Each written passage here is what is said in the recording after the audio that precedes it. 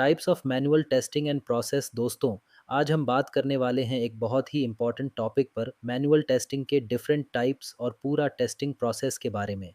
देखिए, अगर आप QA या सॉफ्टवेयर टेस्टिंग फील्ड में करियर बनाना चाह रहे हैं तो ये टॉपिक आपके लिए फाउंडेशन की तरह है।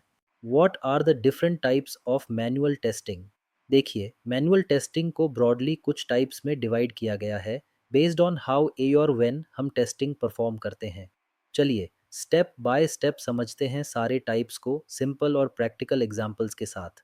एक यूनिट टेस्टिंग का मतलब होता है किसी एक छोटी सी सॉफ्टवेयर यूनिट या कंपोनेंट को टेस्ट करना।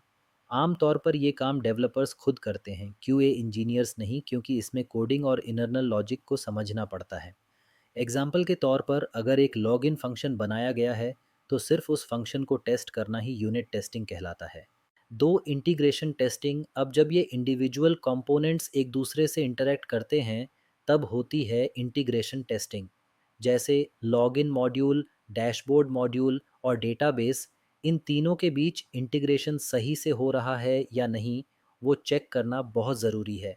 यहाँ हम इंटरफेस एरर्स और डेटा फ्लो के डिफेक्ट्स ढूंढते हैं। 3, सिस्टम टेस्टिंग मतलब पूरे सिस्टम को एक साथ टेस्ट करना। यहाँ सारे कंपोनेंट्स इंटीग्रेट होते हैं और एक कंप्लीट एप्लीकेशन तैयार होती है। फिर हम उसे रियल एनवायरनमेंट में टेस्ट करते हैं ताकि ये वेरीफाई हो सके कि सॉफ्टवेयर क्वालिटी स्टैंडर्ड्स को मीट कर रहा है या नहीं। बेसिकली ये एक एंड टू एंड टेस्टिंग होती है। 4, acceptance testing, UAT। User acceptance testing यानी UAT, ये टेस्टिंग क्लाइंट खुद करता है। इसका पर्पस होता है चेक करना कि सॉफ्टवेयर उनकी बिजनेस रिक्वायरमेंट के हिसाब से काम कर रहा है या नहीं। ये testing usually production like environment में की जाती है बिफोर लॉन्चिंग द एप्लीकेशन। अगर क्लाइंट खुश है और सब कुछ एक्सपेक्टेशन के मुताबिक है तो सिस्टम एक्सेप्टेड मार्क कर दिया जाता है।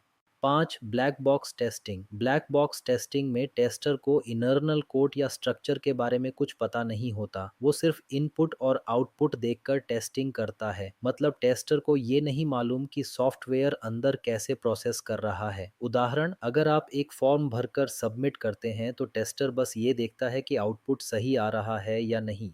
6, white box testing. White box testing बिल्कुल इसका उल्टा होता है। यहाँ टेस्टर को कोड और लॉजिक दोनों पता होते हैं। ये टेस्टिंग ज़्यादातर डेवलपर्स करते हैं ताकि कोड कवरेज, लूप्स और सिक्योरिटी एस्पेक्ट्स वेरीफाई किए जा सकें।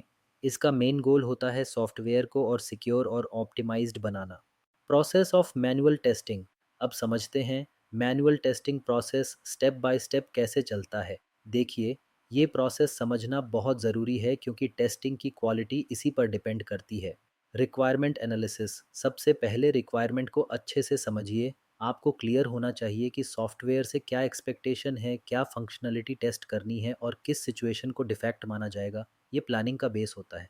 Test case design. अगले स्टेप में हम टेस्ट केस लिखते हैं, मतलब किस फंक्शनलिटी को कैसे टेस्ट करेंगे, किस ऑर्डर में और क्या एक्सपेक्टेड रिजल्ट होगा। इंश्योर करता है कि पूरी एप्लीकेशन कवर हो जाए बिना किसी एरिया को छोड़े। Test case review.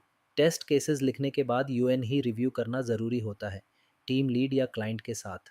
रिव्यू से हम जल्दी की गलतियां पकड़ लेते हैं और टेस्टिंग प्रोसेस और स्मूथ हो जाता है।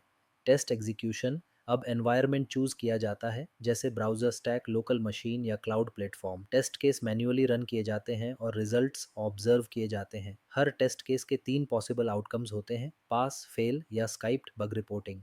जब कोई इशू मिलता है तो हम बग रिपोर्ट बनाते हैं और डेवलपर को असाइन करते हैं। बग रिपोर्टिंग हमेशा क्लियर, कंसाइज और रिप्रोड्यूसिबल होनी चाहिए। Test report and closure. Finally एक डिटेल टेस्ट रिपोर्ट तैयार की जाती है जिसमें लिखा होता है कि कितने डिफेक्ट्स मिले, कितने फिक्स हुए और कितने रीरन करने हैं।